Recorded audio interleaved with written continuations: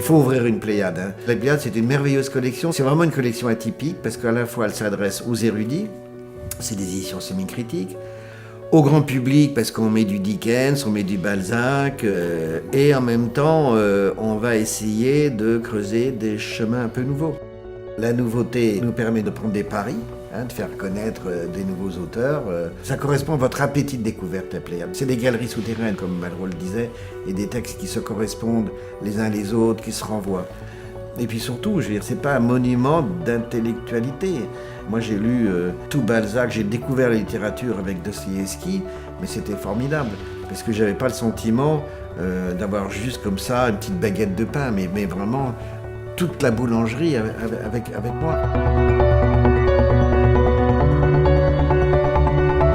La Pléiade est très moderne, parce que c'est un rapport nombre de pages, prix de vente imbattable, parce que c'est assez léger, par compte tenu tout de même de tout ce poids des mots et du nombre de pages. C'est comme un joli papier bible, très fin, bien interligné, et que c'est quelque chose qui tient. Parce qu'au départ, l'idée, c'était Chiffrine qui l'a eu en 31, repris par Gaston Gallimard en 33, c'était de faire du livre de poche solide, donc avec une couverture en cuir.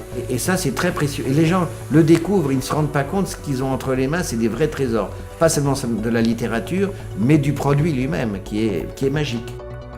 À l'époque, les gens qui achetaient en 1930 leurs bouquins, c'était pas pour rester dans la bibliothèque, c'était vraiment pour lire, pour voyager, parce que c'était en fait, on va dire, à l'époque, c'était révolutionnaire de se retrouver avec un bouquin qui pouvait contenir 400 romans d'affilée dans sa main, plus le cuir qui permet justement de voyager. On se dit qu'un livre, ça peut durer 100 ans. Je veux dire, voilà, c'est pas une clé USB, je veux dire, 100 ans c'est un minimum.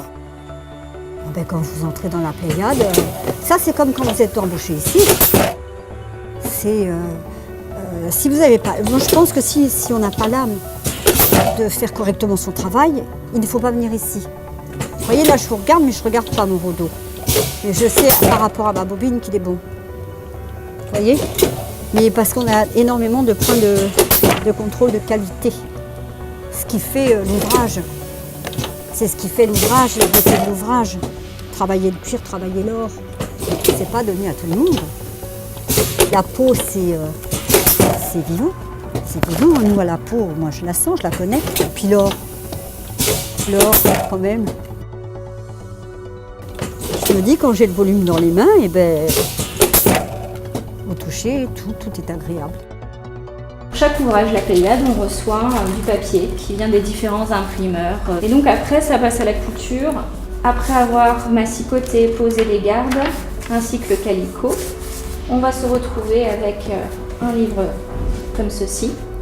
Ça, c'est l'étape finale. Du coup, j'aurai précisé et déterminé toutes les caractéristiques du livre qui me permettront, au niveau de la production, de donner la largeur du dos de l'ouvrage, ainsi que la largeur des ruisseaux, qui sont toujours de 6 pour la Pléiade.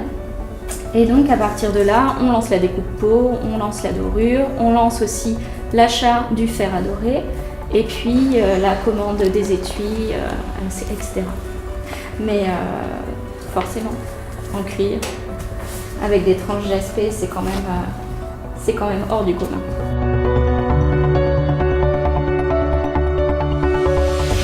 Collection qu'on achète à l'occasion d'un anniversaire, d'un Noël. Notre problème, à nous tous, c'est le temps de lire. On nous force à avoir une activité qui est portable, qui est tout de suite ça. Et du coup, je pense que la seule façon pour retrouver le temps à soi, c'est vraiment de lire une Pléiade. La Pléiade vous fait entrer dans cet univers, un imaginaire qui n'a pas de limite. C'est parce que vous avez réussi à gagner du temps ou à fermer 5 minutes vos portables que vous allez découvrir la Pléiade. Ce qui est bien dans la Pléiade, c'est que c'est une collection qui n'est pas la belle d'un jour, mais la belle de tous les jours.